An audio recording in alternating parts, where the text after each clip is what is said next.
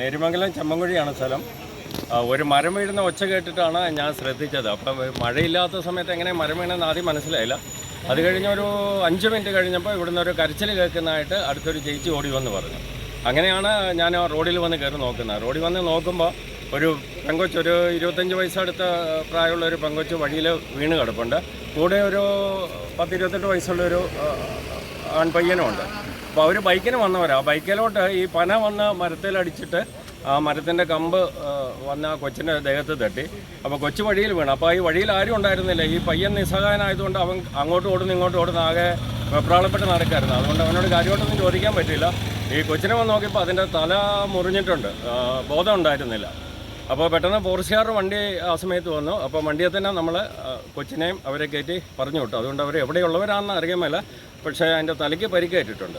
പിന്നീടാണ് മേളിൽ നിന്ന് 2 കൊമ്പനാന ഇറങ്ങി വന്നത്. അപ്പോൾ 2 ആനയുണ്ടായിരുന്നു. അപ്പം അത് പോർച്ചുഗാർ വന്നിട്ട് പടക്കം പൊട്ടിക്കുന്നിടം വരെ ആന ഇവിടെ ചുറ്റിപ്പറ്റി നിന്നു. അത് താഴോട്ട് ഇറങ്ങാൻ സൗകര്യം ഇല്ലാഞ്ഞതുകൊണ്ട് മാത്രം ഞങ്ങൾക്ക് അടുത്ത് ആളെ രക്ഷിക്കാൻ പറ്റിയതാണ്.